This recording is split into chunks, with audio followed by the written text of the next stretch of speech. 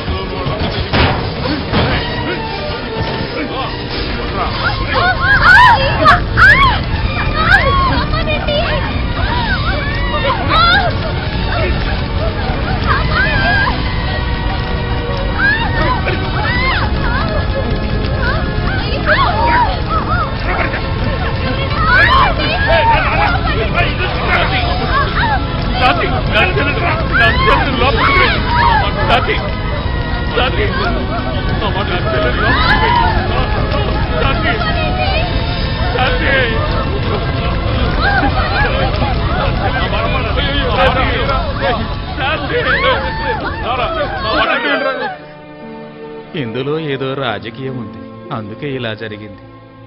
లేదంటే ఎంత మంచివాడికి ఇలా జరుగుతుందా? అయితే స్వామి ఇక మేము వెళ్ళొస్తాం. మీరు శంభుని కలిస్తే నేను అడిగానని చెప్పండి. సరేనండి, మేము వెళ్ళొస్తామండి.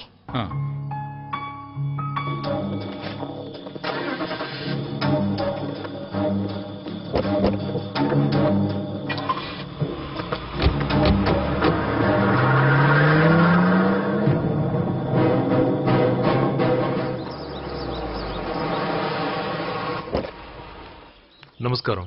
నమస్తే. ఇలాంటి ఉద్రిక్త వాతావరణంలో మీరు ఇక్కడికి రావడానికి కారణం ఏంటి సార్? ఈ ఇల్లు నా సొంత ఇల్లు లాంటిది.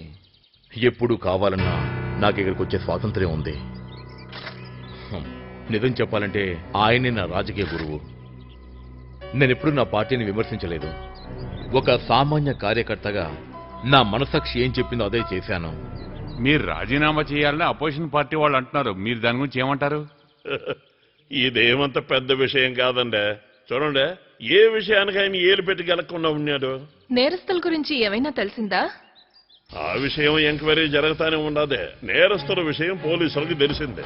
మీ పార్టీ వాళ్ళకి ఈ స్పిరిట్ కుంభకోణం వాళ్ళకి ఏమైనా సంబంధం ఉందా? కేసు ఇప్పుడు కోర్టులో జరుగుతా ఉన్నదే. తప్పు చేసిన వాళ్ళు ఎవరైనా శిక్ష అనుభవించాల్సిందే. ఒక్క ప్రశ్న సార్, మిమ్మల్ని అడిగేది. మా అన్న ఆది కేసులు మంత్రిగా ఉండడం మాకు బలం. తెలుగు ప్రజలందరూ మాతోనే ఉన్నారండి. మేము చేసిన మంచి పనుల వల్ల ప్రతిపక్షాలు ఏ నింద వేసినా మాకేం భయం లేదండి. ఎన్ని ఇబ్బందులు వచ్చినా సరే మా పార్టీని ఎవరూ విడగొట్టలేరు. పార్టీ మీటింగ్ ఉంది, మళ్ళీ కలుద్దాం. చిన్న పిల్లకాయల్నే ఎవరు పట్టించుకోకపోతే ఏడుస్తారు. అట్నే మనం కూడా ఏదో ఒక స్టేట్మెంట్ ఇవ్వకపోతే జనం బాధపడతారు. ప్రవీణ్ చెప్పింది కరెక్టే కదా. ఈ మధ్యకాలంలో స్ట్రైకులు, బందులు అవి ఇవి జరగడం వల్ల మన పార్టీకి కొంత చెడ్డ పేరే వచ్చింది. మన పార్టీ చరిత్రలోనే బస్సుని తగలబెట్టిన సంఘటనే తీరని కలంకము. ఆ రోజు విద్యార్థుల పోరాటానికి మద్దతునిచ్చిందే ఇదిగో ఎదురుగా ఉన్నాడే ఈయన. ఈ విషయాలన్నీ గతంలోనే మాట్లాడి మనం సాల్వ్ చేసుకున్నాం. ఆ కారణం చూపే కదండి మనం వాడిని పార్టీ నుంచి బయటికి వెళ్ళగొట్టాం. రాష్ట్రంలో ఉండే లా అండ్ ఆర్డర్ ప్రాబ్లం వల్ల ప్రజలకు ఎంతో అసౌకర్యం కలుగుతోంది. ఈ స్పిరిట్ కుంభకోణం కేసులో నేను చెప్పాల్సింది ఆ రోజే చెప్పాను. జడ్జి హత్య కేసులో నేరస్తుల్ని పట్టుకోవడానికి అన్ని విధాలా ప్రయత్నిస్తా ఉన్నారు. మీరెవరినో కాపాడడానికి ఎలా మాట్లాడుతున్నారండి? నువ్వు మొయ్యా ఈ మధ్య నీకు నోరు ఎక్కువైపోయినాదే. కనీసం ఏక నుంచైనా మనం ఎలాంటి స్టేట్మెంట్లు ఇవ్వకుండా ఉండడం మంచిది. నా పదవికి రాజీనామా చేయడానికి నేను సిద్ధంగా ఉన్నాను. ఆత్మాభిమానం ఉన్న ఒక పార్టీ కార్యకర్తగా చెప్తా ఉన్నాను. ఈ పార్టీ కోసం నేను నా ప్రాణాలైనా ఇస్తాను.